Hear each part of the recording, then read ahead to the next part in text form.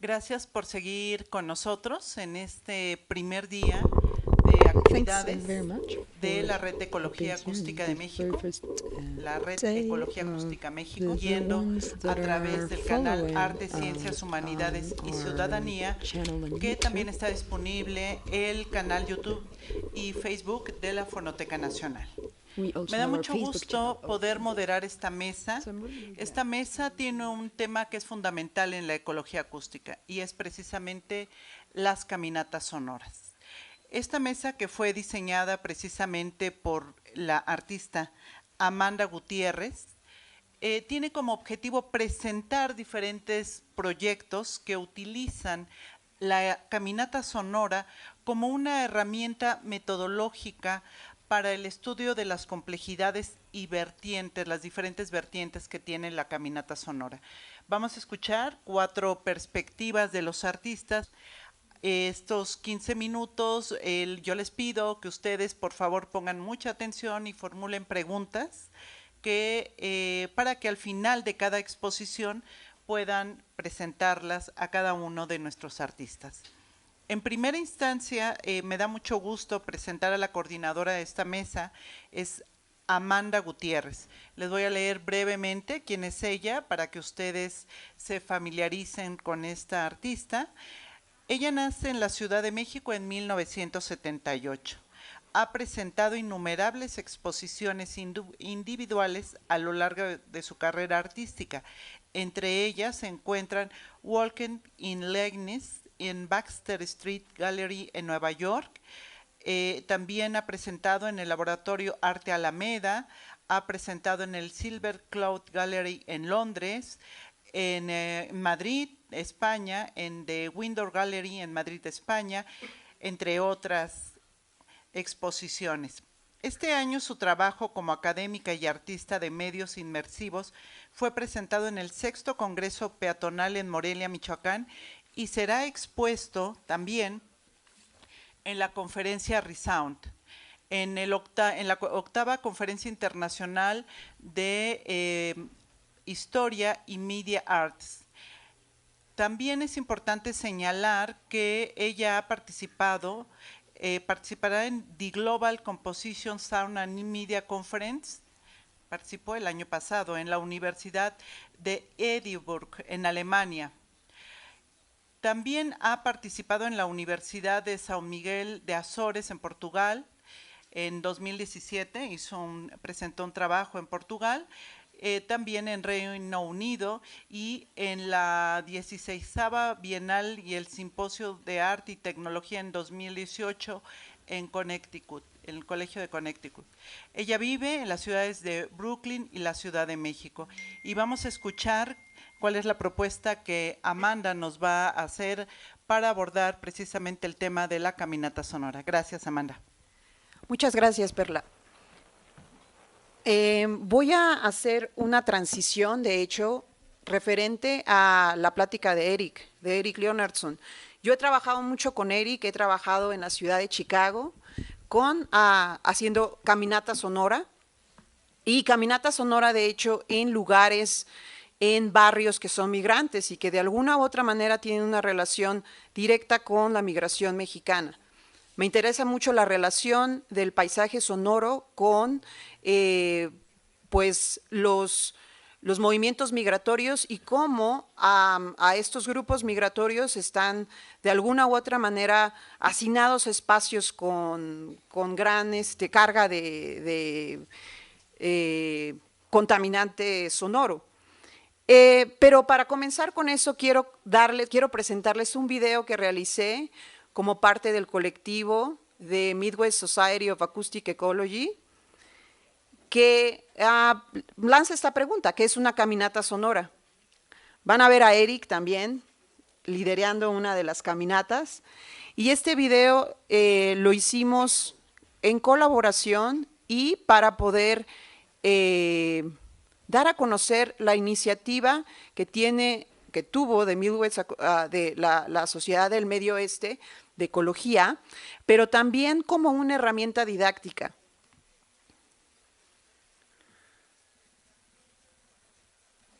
Ya debe estar corriendo el audio.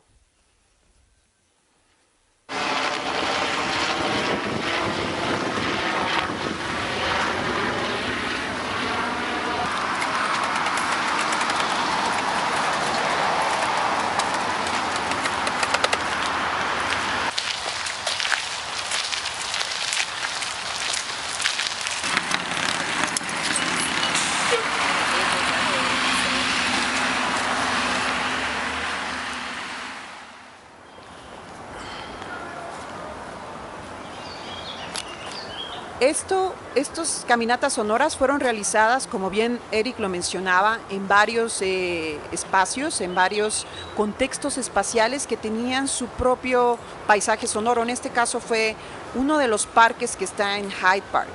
Y tenía contrastes sociales muy fuertes, mientras que de un lado había una vegetación muy exuberante, del otro lado, por ejemplo, estaba la comunidad afroamericana conviviendo, y por otro lado la gentrificación que atañe a los estudiantes de la Universidad de Chicago. Estas contradicciones acústicas son importantes para nosotros como colectivo, enfatizarlas y darlas a conocer no solamente por medio de una lectura, sino por medio de la sensorialidad, y en este caso, el sonido. Por ejemplo, este es el lado afroamericano, y a continuación van a ver mi caminata, que a mí este es el barrio de Pilsen, el barrio mexicano, que está enfrente de una fábrica, por ejemplo, y esa fábrica de alguna u otra manera afecta mucho.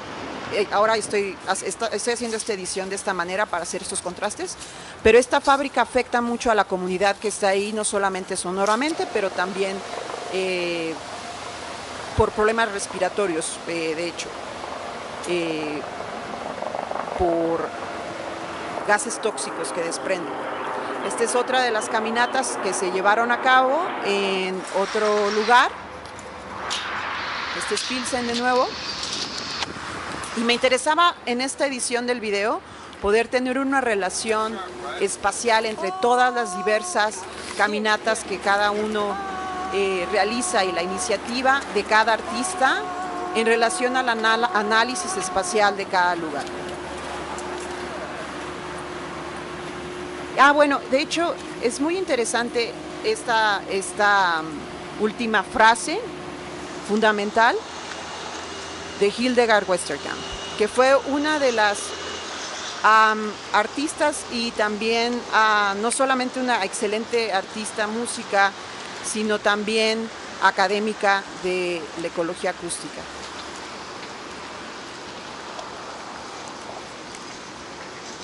Ahora, desde mi punto de vista, desde mi propia investigación, ya que ahora estoy realizando mi doctorado alrededor de la ecología acústica, es muy importante entender cuáles son los elementos que interfieren en mi propia investigación. Y estos son, de alguna u otra manera, los elementos que a mí me atañen, que atañen en mi investigación y que están entrelazados dentro de desde una sola burbuja. Como lo pueden ver, medios digitales, urbanismo, feminismo, ecología acústica, psicogeografía y mapeo. Ahora, no quiero partir desde el mismo origen de la escuela de la ecología acústica. Quiero partir desde el origen del flaneur, del origen del caminante.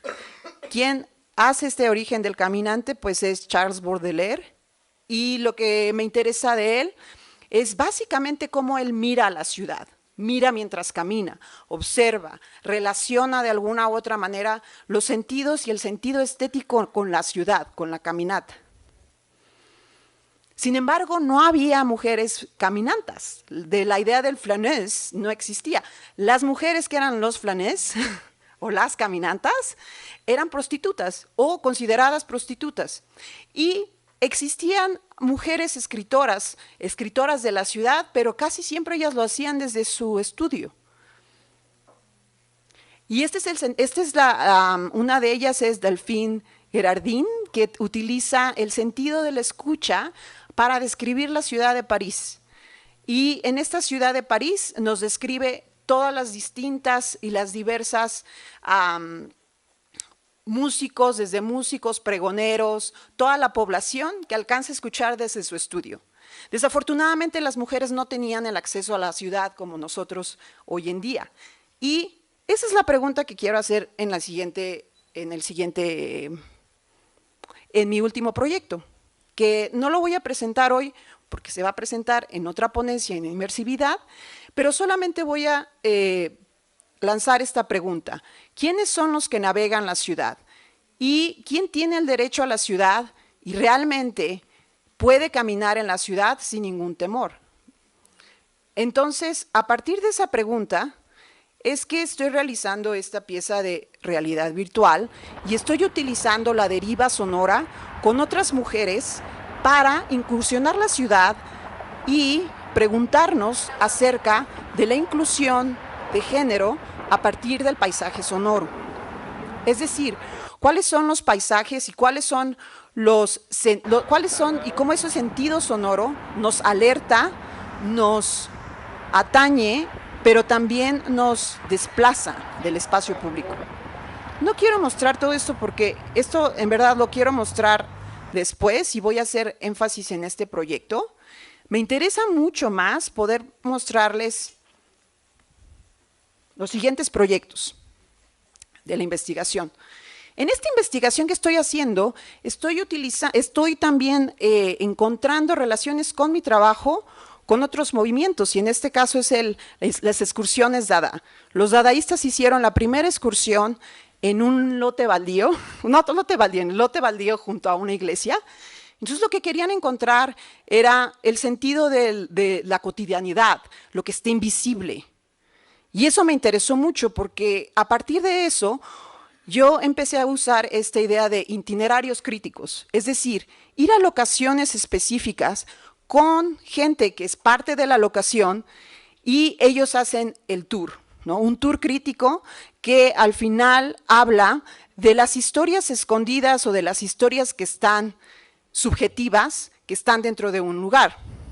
Y este es el caso de este tour de gentrificación en Pilsen, en donde vamos a espacios que ya no existen, que ya no existían, que estaban cerrados, y gente que vivió ahí, o que incursionó, o que asistió a ese lugar, nos lleva de la mano, nos conversa, nos platica acerca de su relación con el espacio, para después llegar a un microcinema, ver un documental que se realizó 10 años atrás, en este caso yo lo hice, y reflexionar acerca del espacio y su cambio. Pero siempre a partir de la caminata y de la inmersividad que existe por medio de los sentidos. En este caso, para mí es muy importante también el trabajo de la Internacional Situacionista, porque la deriva psicogeográfica es una herramienta que utilizo en todas mis caminatas. Y es esta idea en la cual realizo ligas de caminantas, ¿cómo poder decirlo? Ligas de mujeres caminantas. He realizado el Brooklyn League of Women Walkers, también en Sunset Park con estudiantes migrantes, y también realicé derivas sonoras en la ciudad de Girona. La deriva sonora al final es crear un recorrido sonoro, hacer un mapeo, entender las diferentes capas que existen en cada espacio para poder también entender las relaciones sociológicas que existen dentro del espacio. Ahora, para mí es muy importante entender que cuando caminamos en un lugar no somos entes transparentes. Tenemos un género, tenemos una etnia, tenemos una cultura y por ende las caminatas sonoras van a ser muy diferentes en cada uno de nosotros, por cada uno. Suena muy lógico, pero no lo es.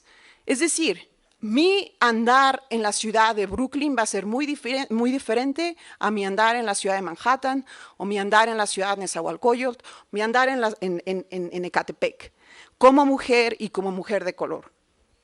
¿Cómo va a ser el suyo? Bueno, cada uno, un hombre blanco, va a tener también relaciones muy diferentes con el sonido y muy diferentes también con las relaciones sociológicas que experimente cuando exista esta caminata. Y eso es lo que más me interesa. Entonces, es interesante para mí hacer esta relación entre identidad de género y la caminata. La caminata que al final sí contiene sonido, pero también contiene una relación visual. A diferencia de otras caminatas en donde solamente se hace énfasis al sonido y al silencio, a mí me interesa crear un diálogo. En estas caminatas Y a partir del diálogo he realizado también otros proyectos que son de cine y de cine ensayo, en donde hago esta relación entre el lugar, el espacio y mi propia identidad. Ahora, mi identidad como migrante en Estados Unidos es muy diferente a mi identidad como mexicana en la Ciudad de México o en cualquier lugar en la Ciudad de México, porque cada espacio tiene su propia dinámica social y política. Y eso es muy importante en las conversaciones y charlas que tengo con otras caminantas. Yo me estoy enfatizando en caminatas de género con mujeres y ahora estoy realizando mi nuevo proyecto colectivo. La colectividad es sumamente importante porque este diálogo se tiene que hacer con otras y con otros y lo estoy haciendo en Montreal. Yo soy nueva en Montreal, no tengo ninguna relación histórica con Montreal, pero esa relación histórica la hago a partir de mis conversaciones, de mis caminatas con otras personas. Y en este caso, con otras mujeres. Bueno, creo que ya se terminó mi tiempo y... Okay. Y en este momento estoy realizando esta investigación de caminata sonora y de género en el Acts of Listening Lab, que se llama Laboratorio del Acto del Escucha, Laboratorio de la Escucha, en la Universidad de Concordia. Y estamos activando de alguna manera estas ideas, estos itinerarios subjetivos, pero en este caso acerca del feminismo en la ciudad de Montreal. Entonces, pues estamos ahora con 5 minutos de preguntas y respuestas, ¿verdad? Sí. Gracias, Amanda. ¿Quién levanta la mano? ¿Quién tiene alguna duda, algún comentario? Por favor. Tenemos aquí una pregunta. Si se pueden aproximar... ya tenemos un micro inalámbrico. Entonces, podemos escuchar la pregunta, por favor. Me parece, tu proyecto se me hace increíble. Tengo que decirlo, he estado siguiendo y entonces... Pero bueno, creo que me gustaría como... Más que una pregunta, como que nos platicaras más, por ejemplo, eso, ¿no? De la experiencia como mujer en una ciudad, de cómo se dan a veces estas violencias o estas cuestiones que a nivel auditivo, sonoro, te marcan una exclusión, ¿no? Creo que podría ser. Sí, como migrante mexicana en Estados Unidos, por ejemplo, el hecho de no hablar español, no vocalizar mi lengua, ha sido muy fuerte desde que Trump entró. Tienes miedo a poder expresarte y a crear esta sonoridad lingüística en la calle. Y eso a mí me ha marcado mucho, inconscientemente. Entonces lo he apaciguado, ¿no? La verdad he ocultado mi lengua por temor a porque ya me ha pasado en la calle.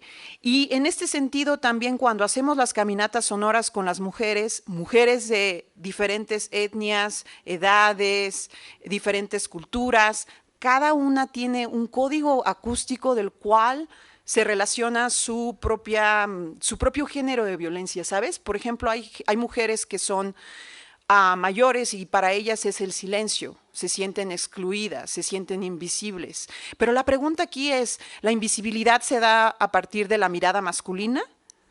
O sea, ¿nos sentimos invisibles porque los hombres ya no nos hablan? ¿O de qué se trata esa invisibilidad? ¿O la hipervisibilidad, en donde totalmente estás siendo atacada y de alguna u otra manera hay muchas maneras de ser atacado verbalmente o por medio de los claxones o por medio de estos motores, no sé por qué, pero lo he visto sobre todo en las ciudades americanas, los hombres usan sus carros así con sus máquinas potentes como para mostrar cierta masculinidad. Es como su interfaz o no sé qué cosa. Pero entonces, y eso siempre lo hacen enfrente de una mujer, ¿no? Entonces, estas relaciones acústicas que solamente se dan si caminamos juntas o cuando colectivamente caminamos y entendemos este tipo de gestos o este tipo de nichos acústicos. Cada ciudad tiene lo suyo también. Gracias. Gracias, Amanda. ¿Alguna otra pregunta, por favor? Allá atrás vamos a escuchar y creo que con esta pregunta ya estaríamos en los 5 minutos. Sí, adelante. Me pareció muy interesante la investigación y a mí me causa un poco de ruido sobre cuando hablas del concepto de identidad, porque pienso que existe una identidad colectiva que se van construyendo a partir de parámetros culturales y sociales, pero también existe una identidad individual a partir de las afecciones, y la otra es como la identidad del espacio. Entonces quisiera ver si me podrías como ver de qué forma tú lo estás tratando, este tipo de conceptos, que para mí son tres cosas que se juntan en una. Creo que para mí es muy importante que este tipo de discusiones se hagan juntos, es decir, vamos, caminamos, hacemos la deriva, regresamos y hacemos un mapeo, hacemos un análisis conceptual de qué es lo que está pasando en nuestra relación con el espacio, en donde en verdad podemos analizar esto que tú estás hablando. Es decir, por un lado está lo individual, por otro lado está lo colectivo y por otro lado es el espacio. Entonces, no creas que yo estoy realizando estas dinámicas sola o que me las invento, sino que son dinámicas que he aprendido de otros grupos feministas que relacionan esto a partir del estudio del urbanismo. Creo que eso es clave, porque estamos dentro de un nicho, ¿verdad? Y ese nicho nos va a hablar de las interacciones sociales e individuales que tenemos conjuntamente o tenemos individualmente. Por eso es importante esclarecer que yo hago un blog por cada ciudad a la que voy. Nunca lo voy a poner junto o en cada contexto, porque claramente, como tú lo dijiste, cada contexto tiene sus propias relaciones sociales, es decir, Montreal jamás va a ser igual que la Ciudad de México. Entonces, por eso es importante hablar con las participantes que habitan en ese lugar, entablar relaciones individuales a partir de gráficas, de dibujo, de la deriva, y entonces llegar a conclusiones en las cuales cada una de nosotras de una u otra manera tenga su propia relación, una relación muy individual y muy específica a partir de la discusión colectiva. Gracias, muchas gracias, Amanda. Y ahora vamos a escuchar a Rolando Hernández. Él es un artista sonoro de México y voy a leer algunos breves datos de Rolando. Él nace en 1993. Su práctica utiliza herramientas de la investigación en archivo, la curaduría, la composición, la escritura y la producción de arte. Es director y curador de Umbral, junto con Budini Cortina, espacio que desde 2013 reflexiona en torno a las prácticas sonoras en el presente. Desde 2015 dirige la institución artística Centro de Creación, Archivo y Difusión de Arte Sonoro en México. Ha creado en este centro diferentes obras y también es importante señalar que sus investigaciones se han presentado a manera de instalaciones, textos, simposios, conferencias performativas y proyectos curatoriales que además de ser estas obras son parte de su producción artística. Por último, señalar que su composición Topialis fue objeto de estudio de la tesis de doctorado de Santiago hasta Buruaga. Y bueno, pues vamos a darle la palabra a Rolando Hernández. Por favor, Rolando. Hola.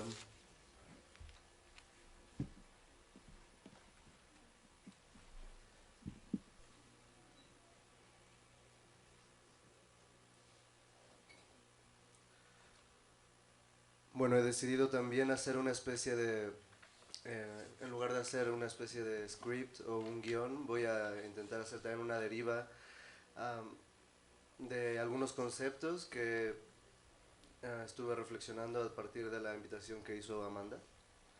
Y bueno, con toda la idea o el concepto de la ecología, una de las primeras cosas que vinieron a mi mente fue la pregunta de ¿qué es lo natural?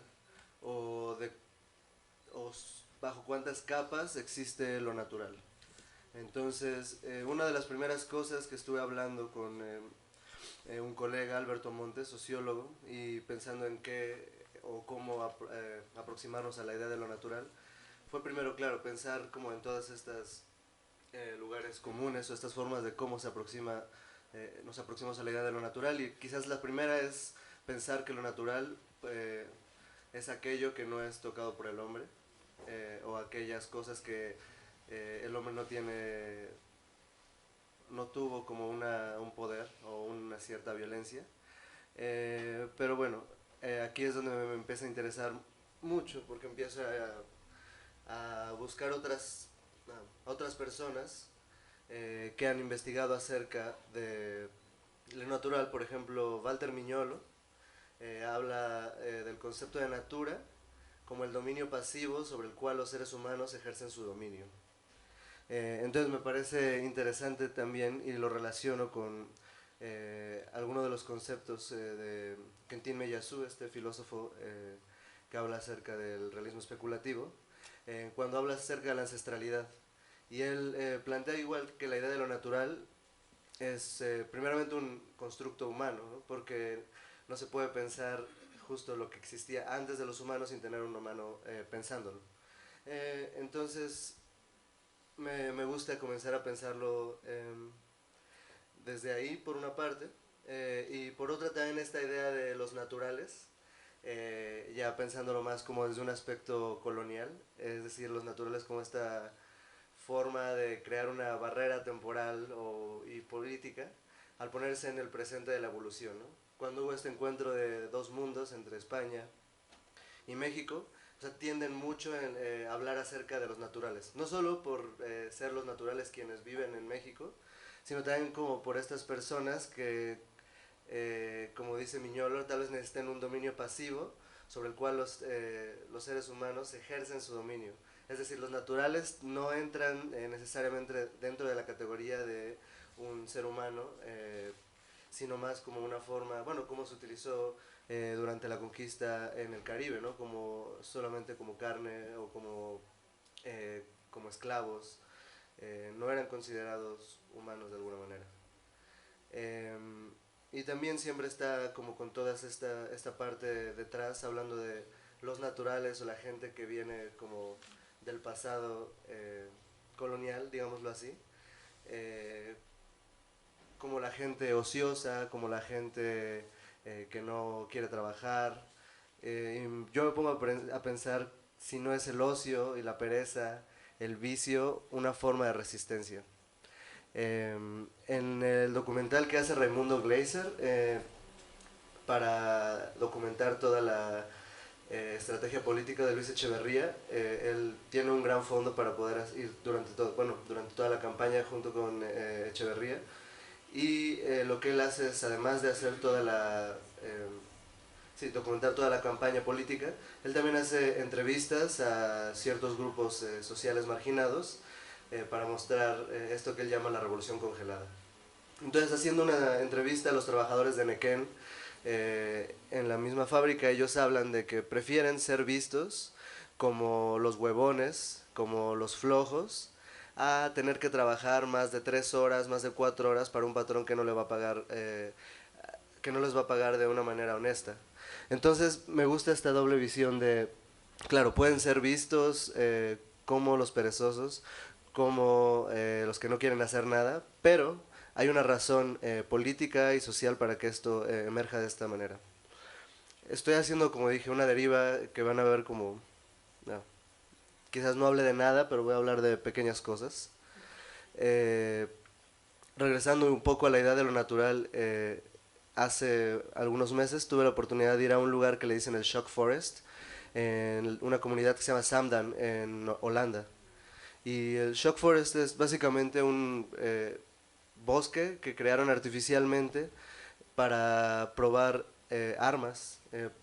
Y bueno, estuve trabajando con un grupo que se llama Shock Forest Group, que es como un grupo de investigadores de distintos tipos. Hay una lingüista, hay un cartógrafo, hay un biólogo, todo esto dirigido por un compositor que se llama Nicolas Jarre.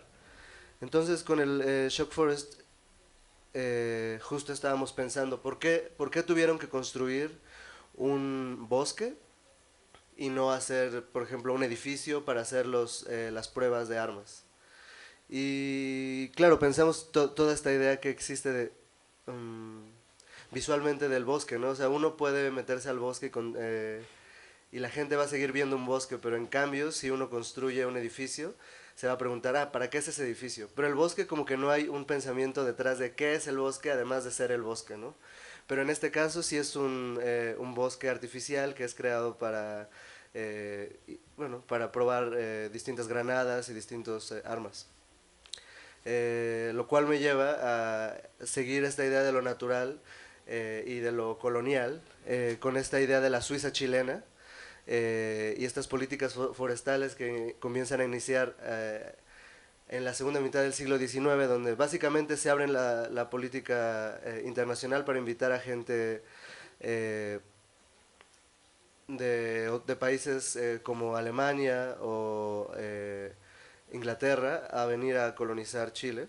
De hecho, se hace una comisión de la colonización de las tierras del sur, y una de las personas, Ignacio Domeyko, habla y dice que el objetivo de esta colonización no es tanto poblar las tierras no cultivadas, sino, bueno, cómo introducir buenos hábitos y costumbres.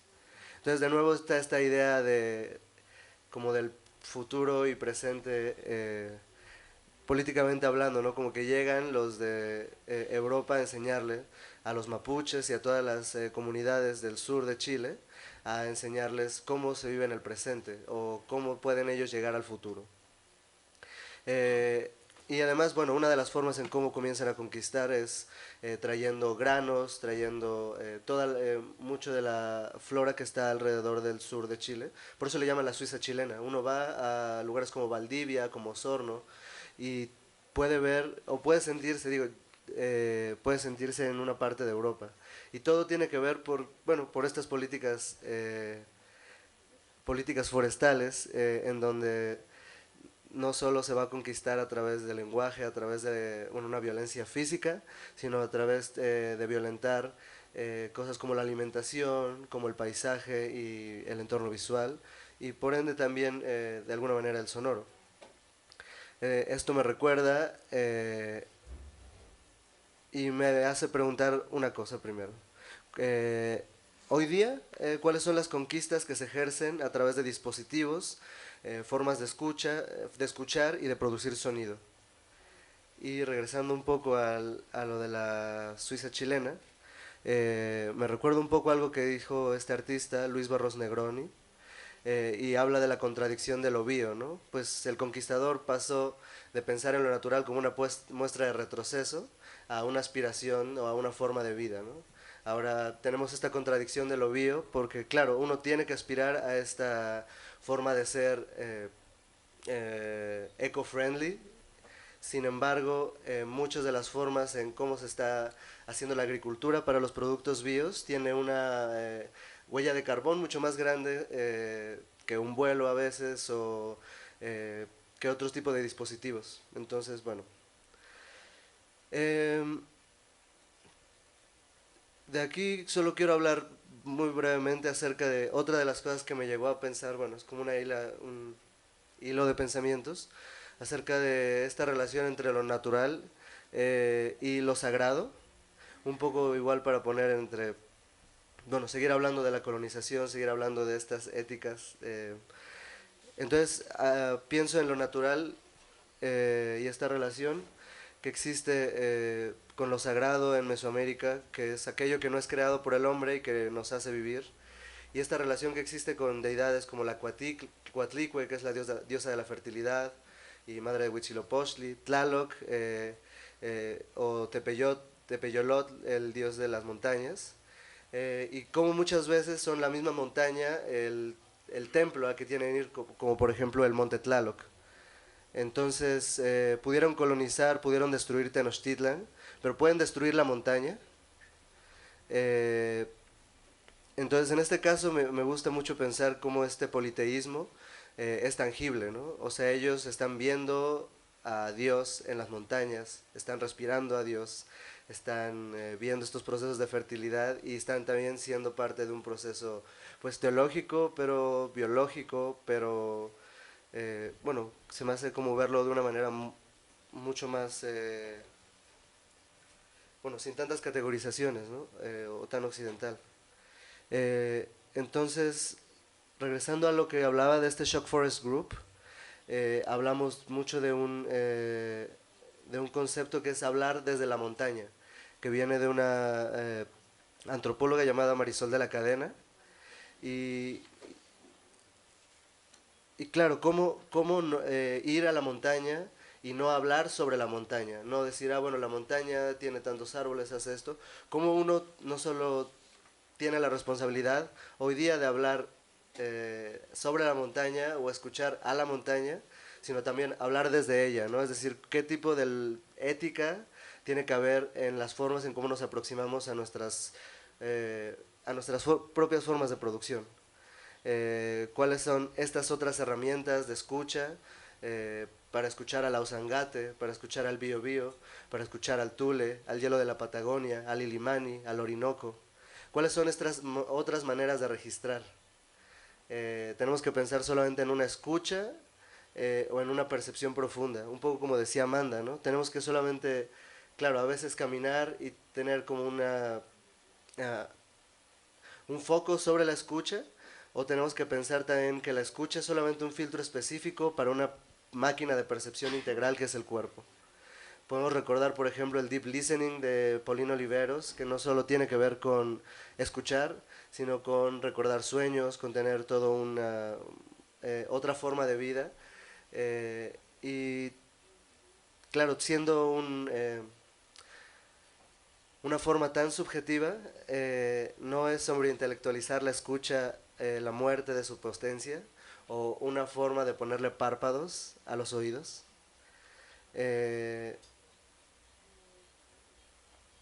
Bueno, creo que ese es todo el hilo, porque no va a dar tiempo del último.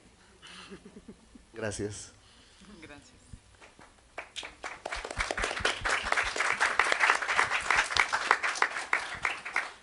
Bueno, gracias Rolando por esta reflexión de estos diferentes momentos.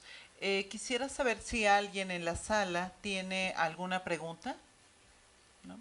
Bueno, a mí me gustaría que concretamente nos dijeras el vínculo de la caminata sonora con tu obra, con tu concepto de obra sonora, por favor. Siendo honesto, o sea, yo realmente no trabajo tanto con el concepto de caminata. O sea, quizás tengo algunos, pero yo no pondría como la caminata sonora como una cosa que identifique lo que hago. Quizás un proyecto que podría hablar y que está relacionado con esto que dije, con esta serie de pensamientos aislados. Es un proyecto que desarrollé para este festival que se llama Tsunami, hace 2 años en Chile, que se llama Basuraleza Muerta Viva.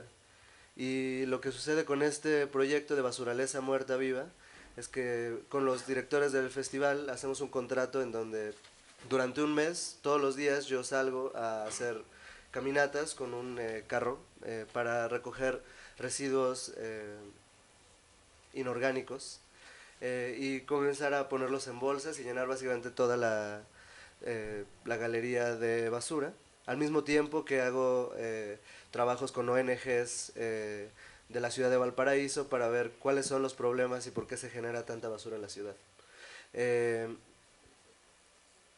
Pero claro, me interesa este proyecto no tanto como la idea de la caminata sonora, sino un poco más pensando en estos proyectos de, digámoslo así, de resonancia, en el sentido de que me interesaba llegar a hablar sobre un tema, o sea, no es decir, el sonido el sonido no era necesariamente lo primordial, sino quizás utilizar estos conceptos que yo conozco del sonido como la resonancia, es decir, ¿qué de la resonancia puedo tomar para que este proyecto tenga quizás un impacto fuera de la galería, ¿no? Y por eso decidí trabajar con las ONGs, hicimos un taller de permacultura y donamos una lombicomposta a una parte de la ciudad. Bueno, trabajé como esos meses yendo los sábados a retirar basura a un parque que estaban restaurando. Sin embargo, no sé si tiene que ver directamente con la caminata sonora. Sí con el sonido, sí con sus elementos, pero no, yo no le llamaría solamente o lo categorizaría desde ahí. Bueno, muchas gracias. Gracias por tu reflexión. Y ahora toca el turno de otro artista que está con nosotros. Es Antonio Barrientos. Él, bueno, voy a compartir con ustedes algunos datos. Es un artista visual egresado de UNARTE en Puebla.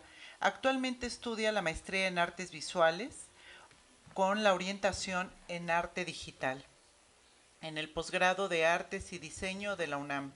Su interés por los procesos urbanos y las tensiones sociales que ocasionan lo han llevado a participar en las plataformas colaborativas en el Museo Arte Contemporáneo de Ecatepec y Horizontes Baleológicos. Ha participado en las exposiciones colectivas Detrás de la Mirilla, Liquidámbar en Puebla, y también es importante señalar que ha recibido estímulos a la creación y desarrollo artístico del Estado de Puebla. Este estímulo lo recibió en 2016 y el apoyo a la producción, creación y desarrollo artístico e investigación en artes y medios en 2014. Este estímulo fue otorgado por el Centro Multimedia, por el CENART, y el reconocimiento al mérito laboral en 2010, es muy trabajador y organizador, y también otro reconocimiento otorgado por el Ayuntamiento de Puebla. Y ahora vamos a escuchar a Antonio Barrientos. Gracias. Hola, pues buenos días. Yo en esta ocasión no vengo a hablar de mi producción individual, sino más bien de los recorridos que hacemos como parte del colectivo Museo Arte Contemporáneo Ecatepec, que es básicamente un grupo de artistas, gestores culturales, investigadores y también habitantes de este municipio, que surge en 2015 y que se piensa a sí mismo como un museo sin paredes. En ese sentido, pues la mayoría de nuestras actividades se emplazan en el espacio público, es decir, en tianguis, en las calles, en la plaza pública, también en comercios establecidos.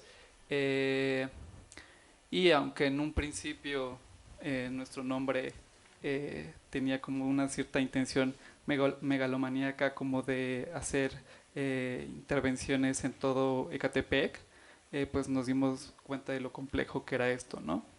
Entonces, bueno, Ecatepec siempre está asociado, sobre todo por los medios de comunicación, bueno, y es una realidad, ¿no? Digamos, como la violencia y la inseguridad que se vive ahí, ¿no? Digo, también tiene altos índices de violencia de género, por ejemplo. Entonces, bueno, es un territorio muy complejo. También es densamente poblado. Entonces, por esa razón y también por otras razones, digamos que tienen que ver más con el involucramiento de la gente, y también porque estábamos pensando, digamos, en tener un tipo de impacto que no fuera tan efímero, pues decidimos acotarnos al pueblo de Santa Clara, Cuatitla, que, bueno, como pueden ver en el mapa, se encuentra, digamos, como a la mitad del trayecto entre la cabecera municipal, que es San Cristóbal, que es a donde dice Ecatepec, y la Ciudad de México. Entonces, bueno, en ese sentido es un lugar en donde transita mucha gente, ¿no? Gente que de ese mismo espacio, de otros barrios que están más arriba, que vienen a trabajar a la Ciudad de México.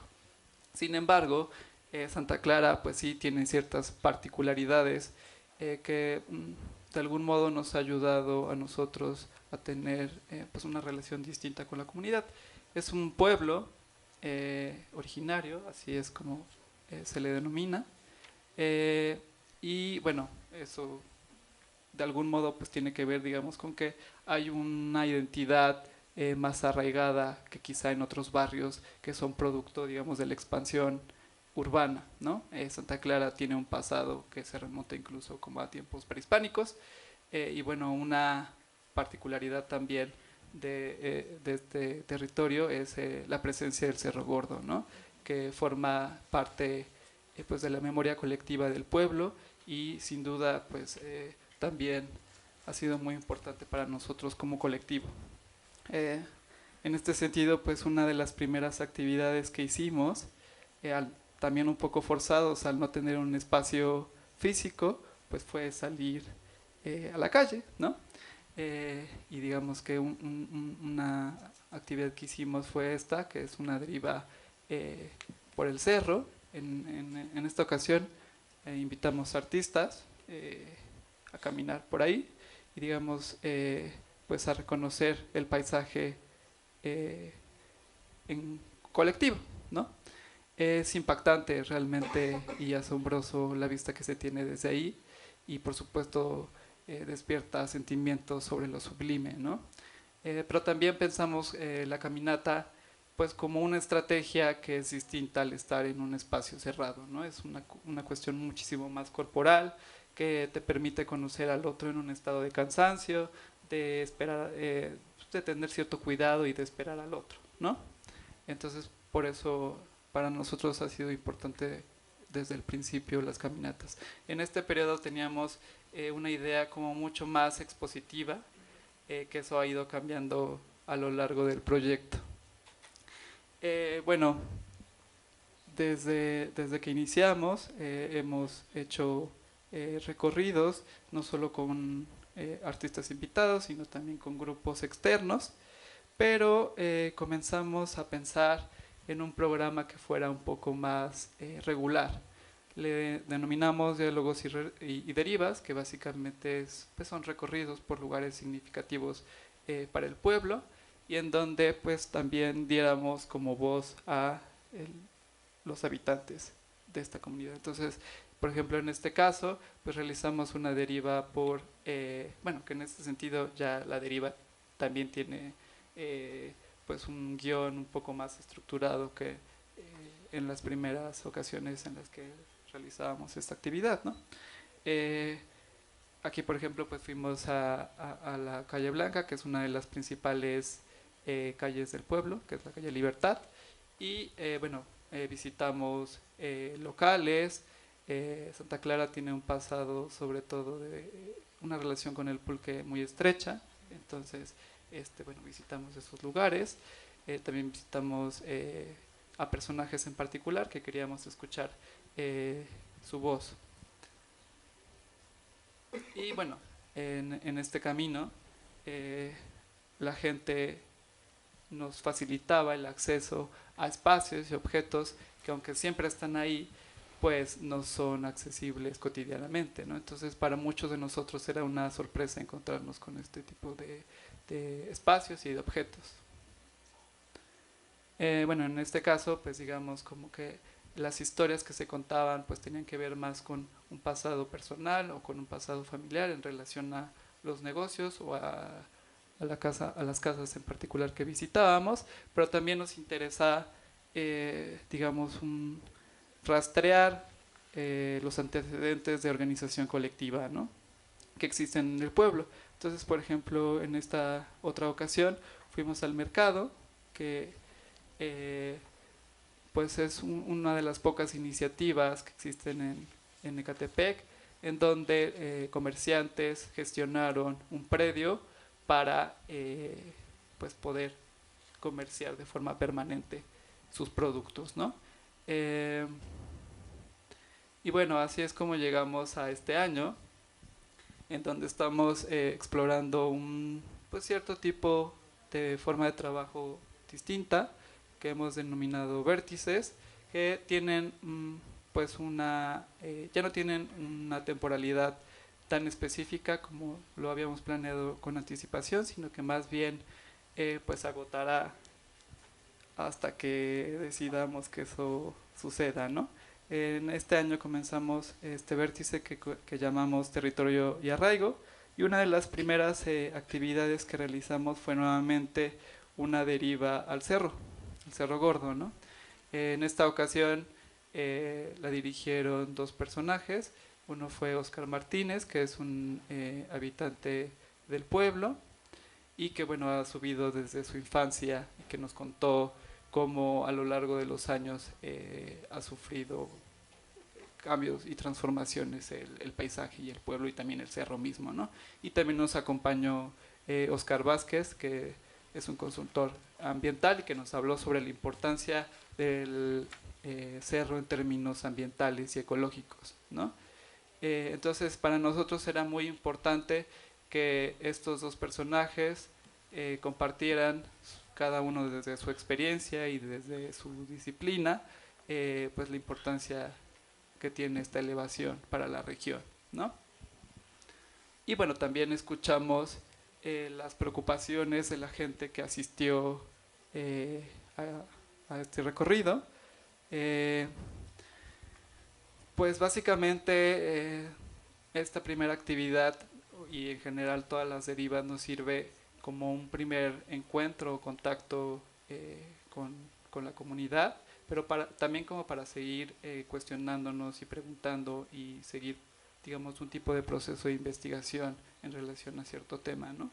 En este caso en particular, digo, más allá de encontrar como soluciones en sí mismas, pues más bien logramos detectar ciertas preocupaciones que tenían que ver, digamos, con la presencia de la industria y de la poca comunicación que existe entre la industria local y el pueblo, digamos, también las afectaciones en términos de salud y de contaminación que la presencia de estas industrias tienen en el pueblo, y también, digamos, pues la expansión urbana que sucede ahí, ¿no? El pueblo, por varias razones, pues cada vez está más poblado, entonces pues más bien era como preguntarnos entre todos qué es lo que vamos a hacer, porque pues sin duda ni los habitantes ni las empresas se irán de ese lugar, ¿no? Entonces, bueno,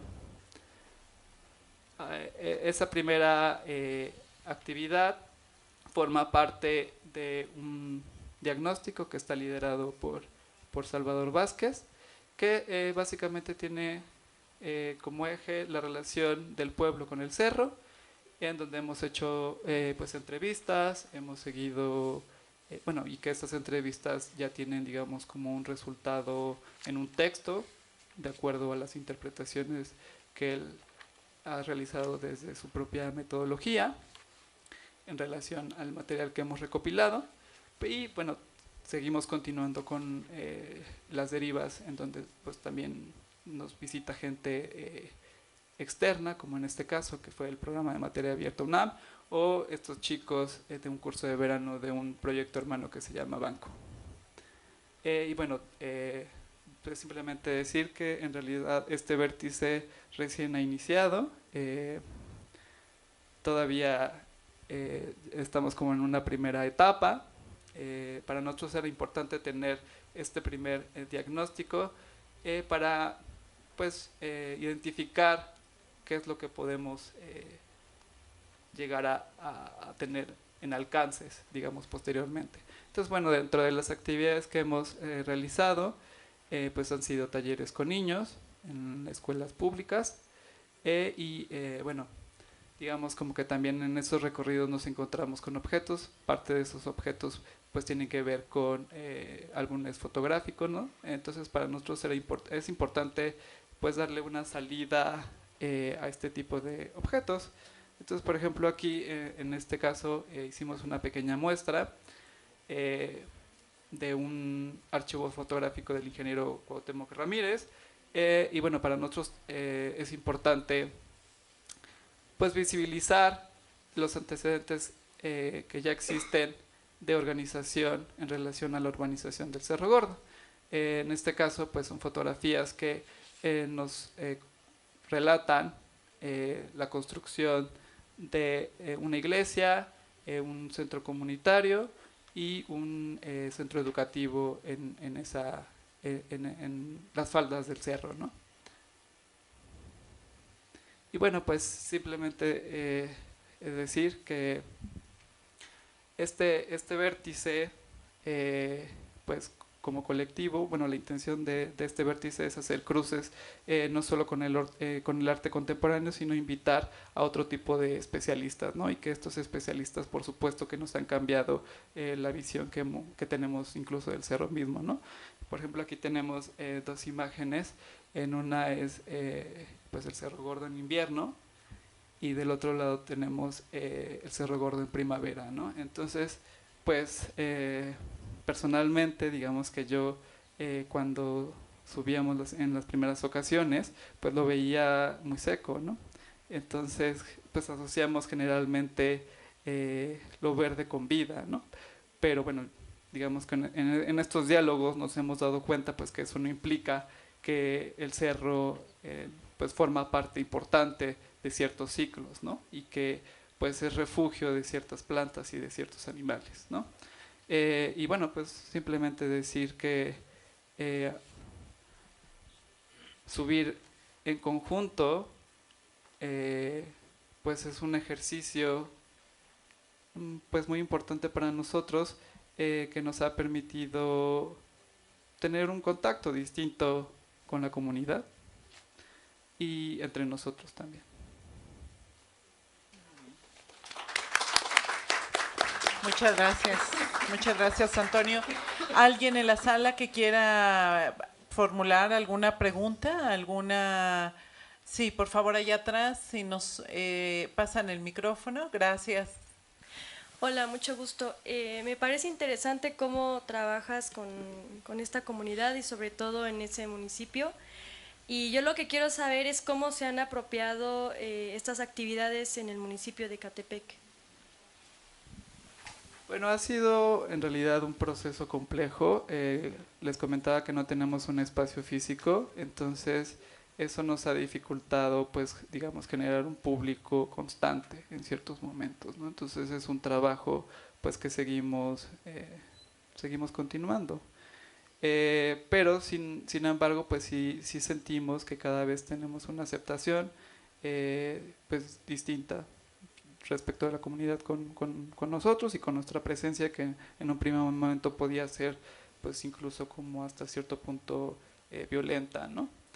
Ahora ya no sucede de esa manera, ya no nos cuestionan y más bien pues nos preguntan que cuándo va a ser la siguiente actividad o tal, ¿no? Entonces, pues más bien es una cosa que seguimos pensando, no sabemos realmente qué es lo que va a suceder. Cada vez también somos más en el colectivo, ¿no?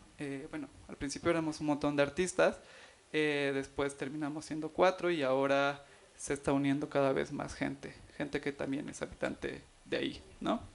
Entonces, pues simplemente pues decirles que si están interesados en seguir nuestras actividades, pues bueno, aquí voy a promocionarme un poco. Nos pueden seguir en redes sociales y también, pues, si tienen alguna propuesta en particular que quieran desarrollar allá, pues con todo gusto estaremos dispuestos y abiertos a que sucedan cosas. Gracias. ¿Alguna otra pregunta que haya en la sala? ¿No? Bueno, vamos ahora a dar paso a la presentación. Gracias Antonio. Y vamos a prepararnos en este momento para que la artista Vivian Corringham nos presente su ponencia. Pero antes quiero compartir con ustedes quién es Vivian. Ella es artista de paisaje sonoro, así se define. Ella tiene un trabajo activo desde 1970 y su trabajo incluye conciertos, caminatas sonoras, producciones radiofónicas e instalaciones multicanal. También es importante decir que ella ha recibido muchos premios, una amplia gama de premios, y incluido, por supuesto, uno a compositores americanos, el Foro de Compositores Norteamericanos. Ella estudió y trabajó con Pauline Oliveros y tiene su certificado en Deep Listening. También imparte talleres de Sounding and Listening, y recientemente ha trabajado en Hong Kong, en Londres, Nueva York, Calcuta y Manila, entre otros. Su trabajo ha recibido innumerables reconocimientos y se ha presentado en diferentes festivales. Y ahora la tenemos aquí para que nos presente su reflexión en relación con la caminata sonora y su creación artística. Adelante, Vivian. And art. Thanks. Welcome, Vivian. Thank you very much. Muchísimas gracias. Es un gran honor estar aquí y todo lo que he escuchado esta mañana ha sido muy inspirador. Así es que muchísimas gracias por la invitación. Y voy a comenzar preguntándoles que piensen en estas preguntas. ¿Puede el sonido ayudarnos a conocer el ambiente? ¿Este sonido ambiental nos afecta físicamente o psicológicamente? ¿Cuándo el sonido se vuelve ruido? ¿Dónde está la línea que divide esto? Si, por ejemplo, algunas personas dicen el ruido es nada más ruido, sonidos que no lo queremos, ¿por qué no queremos esos sonidos? El sonido y los sonidos no deseados nos afectan de manera distinta, tanto física como psicológicamente. ¿Y qué podemos hacer con los sonidos no deseados? Porque no tenemos tapones para nuestros oídos para que desaparezca este ruido. Entonces, mi sugerencia sería, escuchan estos ruidos. Podemos intentar escuchar los paisajes sonoros sin juzgarlo, como si todos los sonidos fueran iguales y que ningún sonido sea más importante que otro sonido. Escuchen de manera incluyente. Esto es una práctica de escucha profunda y como lo formuló Paulina Oliveros también, que fue una compositora americana, compositora y también una humanitaria, y su trabajo era muy importante, fue muy importante para mí. Y me gustaría comenzar esta presentación invitándolos a que simplemente escuchen los sonidos que tenemos aquí. Imagínense a ustedes mismos como el centro de una gran bola de sonido. El sonido está arriba de nosotros, atrás, enfrente, por todos lados. Y mientras más profundamente escuchemos, esta bola de sonido crecerá y crecerá en todas las direcciones posibles. Entonces, de cierta manera, estamos expandiéndonos en el mundo para recibir esta bola, escuchando, tratando de escuchar lo más posible y continuar expandiendo esta bola. Y me gustaría que lo hiciéramos ahora por, no sé, un minuto más o menos. Un minuto porque no tenemos tanto tiempo. Entonces, vamos a sentarnos y escuchemos. Escuchemos lo que se escucha aquí.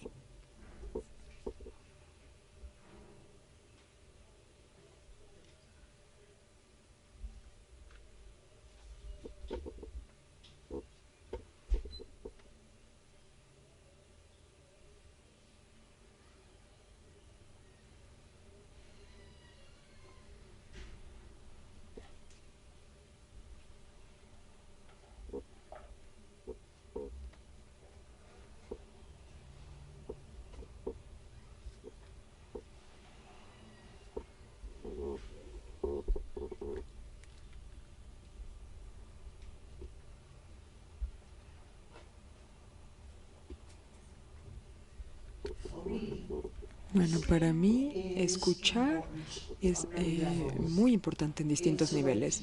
Es una manera de estar presente, es una manera de abrirse a lo que está aquí presente y también escuchar qué es lo que está sucediendo en el mundo. Y me gusta también considerar formas de generar una comunidad. Y creo que escuchar juntos es una gran manera de comenzar, porque es incluyente y porque no tiene ningún juicio alguno. Y este parece ser un momento en el mundo en el que hay mucho juicio y hay mucha exclusión y cualquiera que sea la práctica que sigamos, creo que podemos colaborar más, incluir a más personas, construir una comunidad y que esto sea mejor para todos. Y también quiero contarles algo acerca de mi trabajo y cómo empecé con mi propio enfoque a las caminatas de sonido, que yo las llamo caminadas de sombra. Y voy a leerles un extracto de una pieza que hice, que estoy yo en un mercado en Londres, y el mercado se llama el Mercado Barrow.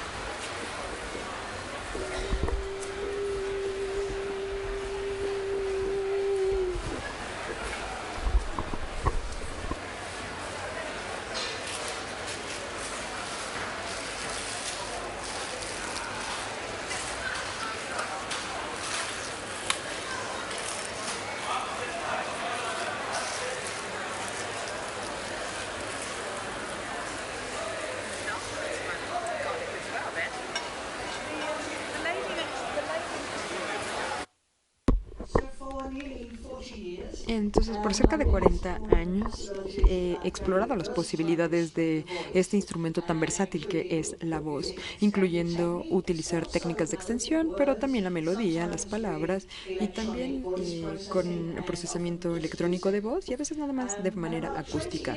Y hace cerca de 20 años comencé a pensar en la forma de combinar mi interés personal en el lugar sensorial con la escucha y con la voz improvisada. Y para mí el lugar para comenzar era evidentemente caminar, porque es algo que siempre he hecho, que lo hago todo el tiempo, caminar. Entonces mis intentos iniciales se llamaron caminatas vocales y este es un ajuste de la que acabamos de escuchar y se volvió parte de un show semanal en el 2002 en una estación de radio en Londres que se llama Resonance FM. Entonces todas las semanas iba a un lugar distinto de Londres, caminaba, escuchaba los sonidos y cantaba, improvisaba con los sonidos con los que me encontraba. Y entonces estas caminatas vocales es un proyecto en el que sigo trabajando. La voz pertenece a la cacofonía de la ciudad con todos los movimientos de la ciudad y una cita de mí misma, algo que escribí para una revista canadiense que se llama Music Works. La presencia humana y su relación con el paisaje sonoro de Londres es claramente, está enclarado en este trabajo. Es el tumulto que ocasionalmente apaga la voz humana y a veces se vuelve un acompañamiento perfecto y complejo. Entonces los problemas de la ecología acústica junto con el ruido urbano. Las caminatas vocales me llevaron a un proyecto que se llama Urban Paths, relacionadas con el trabajo del trabajo de Stephen Feld, un antropólogo sónico, que habló de los caminos de Canta de Papua Nueva Guinea. Y yo traje este trabajo a la ciudad. Las canciones de Kaluli siguen el camino del agua y entonces yo decidí hacer lo mismo y seguí los ríos perdidos en Londres. Hay muchos ríos en Londres que están ocultos bajo tierra o que se están perdiendo. Entonces he hecho este trabajo mucho en estas rutas del agua. Y este proyecto terminó después de un tiempo, pero algo que me interesó mucho fue la nostalgia que yo tuve con estas caminatas, que se volvieron caminatas muy especiales. Y empecé a preguntarme que si esto es una experiencia común para la gente, si por ejemplo con frecuencia, una y otra vez, se convierte en algo significativo, como si dejaran una parte de ellos mismos ahí mismo en estas caminatas. Ahora, James Joyce dijo que los lugares recuerdan eventos y me gusta mucho esta idea de que todo lo que sucede a lo mejor deja ahí un rastro que podamos sentir. Y entonces si una persona camina por algún lugar con mucha frecuencia en una misma ruta, este acto de caminar impone un trayecto y comencé con este proyecto que se llama Shadow Walks, caminatas de sombra, que lleva más de 2 décadas, casi 2 décadas ahora. Y pues de cierta forma lo que estoy tratando yo de hacer con estas caminatas es que los caminos de la gente sean una sombra a través de mi voz. Y la forma en la que funciona es muy sencillo. Llego con alguien nuevo y les digo que me lleven a una caminata que sea especial para ellos. Una caminata que hacen con frecuencia y que quizás tenga algún significado o alguna connotación importante. Entonces caminamos juntos, grabo nuestra conversación, los sonidos del ambiente. Después regreso en la misma ruta, pero yo sola. Y trato de entender ver el camino de mis compañeros en ese camino y veo qué es lo que yo siento, pero utilizando improvisaciones sin palabras. Y estas caminatas de sombra han sucedido en 28 ciudades en Asia, Europa, Canadá, Australia. Y también va a ser la 29, ciudad 29. Voy a hacer unas por aquí. Entonces, les voy a mostrar un extracto de lo que hice.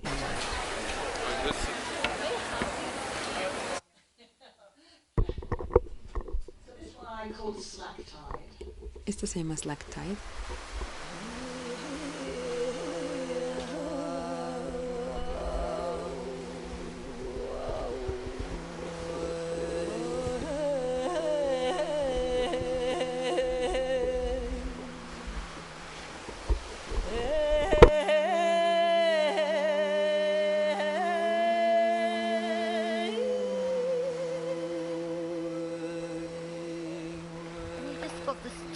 all the time and watch just all this brush, and sometimes it really just pounds against the building.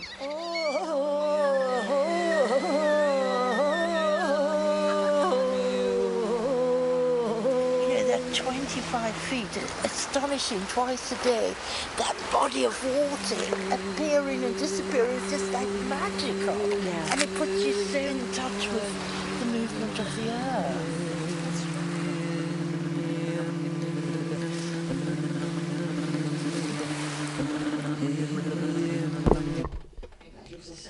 Bueno, nos da un poco la idea de esta caminata. Bueno, trabajé con Anne Beam y me llevó a caminar por el río Tames. Y algo que fue muy importante para mí en esta caminata, 3 minutos me quedan, Dios mío. Voy a hablar rápidamente, pero bueno, es muy importante para mí que estas caminatas sombras se presentan en los lugares en los que se hacen y para las personas con las que caminan conmigo. Entonces se convierten en performances, trabajo de radio y producción, y también tengo una aplicación. Y en 2018 estuve en Hong Kong, en China y en Hong Kong con una pieza que se llama Shattered City. Y esta pieza la hice en vivo con una instalación de 16 bocinas que mostraba historias fragmentadas de 5 países. Algunas de las palabras en esta obra hablan de personas desplazadas y la idea era también generar un sentido de desplazamiento. Y las grabaciones que utilicé en la instalación, pues las grabé con distintas ciudades europeas y que lo que significaban para ellos. Esto fue en 2016, que fue un año muy difícil y muy estresante. Y las historias hablan de escape, de comunidad, de la falta de esperanza también. Y les voy a mostrar una pequeña pieza, porque tengo otra cosa más que quiero decirles.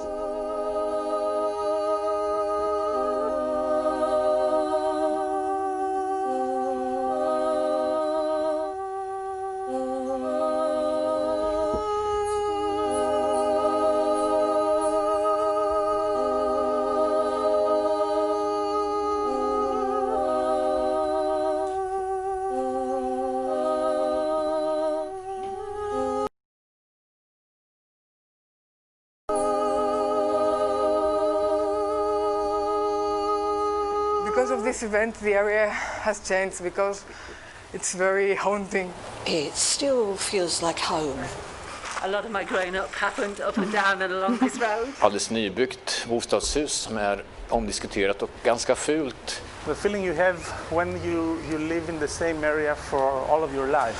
You still have police, you still have soldiers. Because of this event, the area has changed because... Bueno, la voy a detener ahí porque, bueno, lo que quiero decir es que al ser facilitadora frecuente de estos talleres de escucha profunda y capacitación de artistas jóvenes, también ha generado material para mis trabajos. Y también me detengo en ejercicios para traer concientización y tener una actividad para escuchar en cuerpo entero todo lo que hay alrededor de nosotros. Escuchar conscientemente, cerrar los ojos, escuchar y relajarnos, lo cual genera un enfoque distinto de atención y permite que los sonidos de todo el tiempo resuenen dentro de nosotros. Y bueno, creo que me queda 1 minuto, 2, ni nada. No, ya no me queda tiempo. Bueno, ok, entonces ya no les puedo decir, pero no, ya no les voy a poder hablar de las caminatas increíbles que tuve en Hong Kong y Manila, pero bueno, quizás para otra ocasión.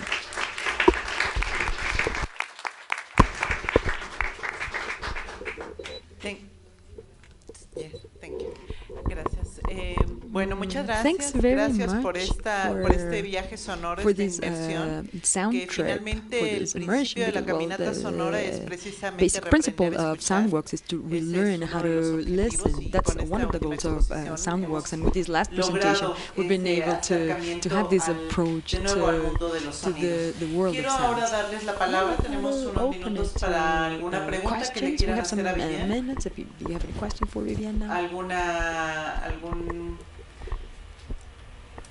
¿Alguna duda, algún comentario después de esta escucha? Sí, por favor. Aquí tenemos dos preguntas que van a formularse. Bueno, primero felicidades. Well, congratulations. Very interesting. This last piece was. ¿Cómo convocas a qué grupos convocas para este tipo de trabajos y cuál es la respuesta que has tenido? Seguramente todos son ciudadanos o son artistas. ¿Cuál es el tipo de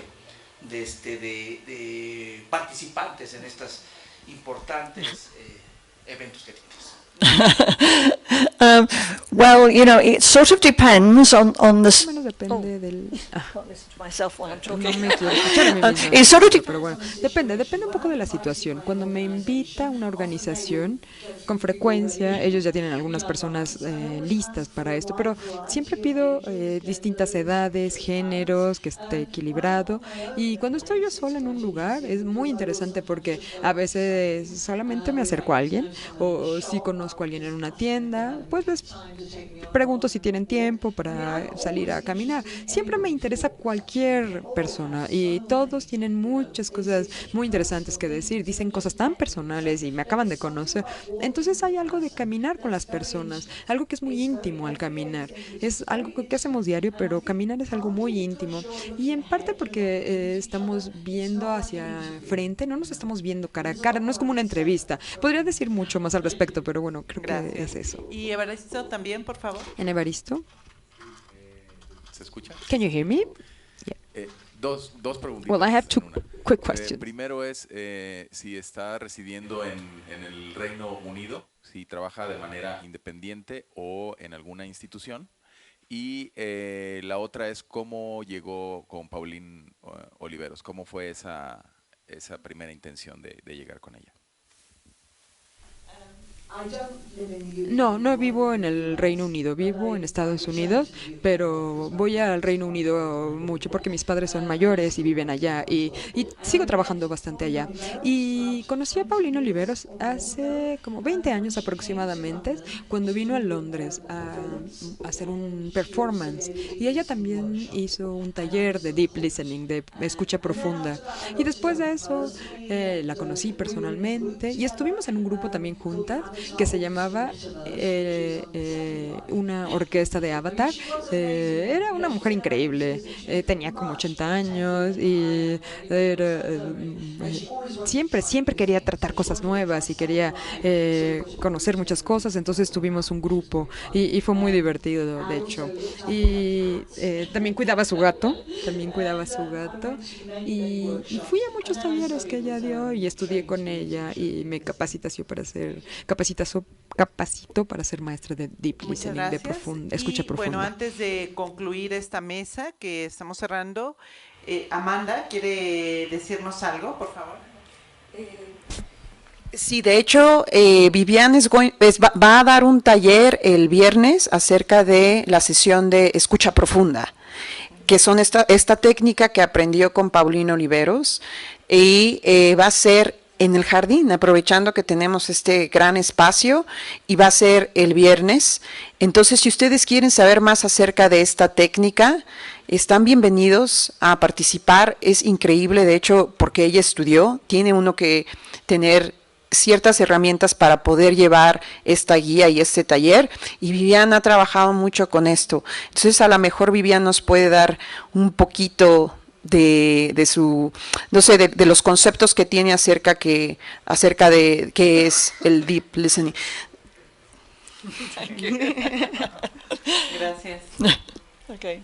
Do you want me to say anything now, or? Okay. Well, sharing the concepts of deep listening might be a bit of a stretch with the time we've got at the moment. But it'll be lovely. We'll be doing lots of very relaxing listening. We'll be doing escucha muy relajantes. Vamos a hacer algunas de las meditaciones sónicas de Pauline Oliveros, que escribió para una mezcla de personas, para músicos, para gente que creen que no son músicos. Son ejercicios muy sencillos, muy profundos, y creo que estar ahí en el jardín va a ser increíble, poder escuchar. A lo mejor también escuchemos a la lluvia, no sé, pero nos la vamos a pasar bien. Por favor vengan. Y va a ser más o menos una hora y media. Esto es lo que va a durar. Muy distintas todas las visiones que se tiene de una caminata, desde el momento de performance, como Vi también que es como un poco más cercano a lo musical, en mi caso a lo social, junto con Marce. Entonces, en cada uno de los días va a haber una caminata sonora con este tipo de aproximación. Hoy va a ser el turno de Rolando. Después de esta conversación va a haber un break para que se vayan a comer, pero también nos va a llevar con una de sus piezas que ha hecho anteriormente.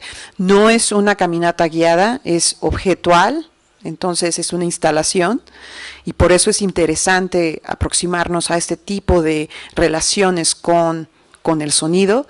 En mi caso, mañana espero que no llueva. Si no llueve, también voy a llevar una de estas caminatas, las cuales he llevado a cabo en la ciudad de Chicago, pero esta va a ser especial para la Ciudad de México. Y bueno, no sé si existan otros comentarios.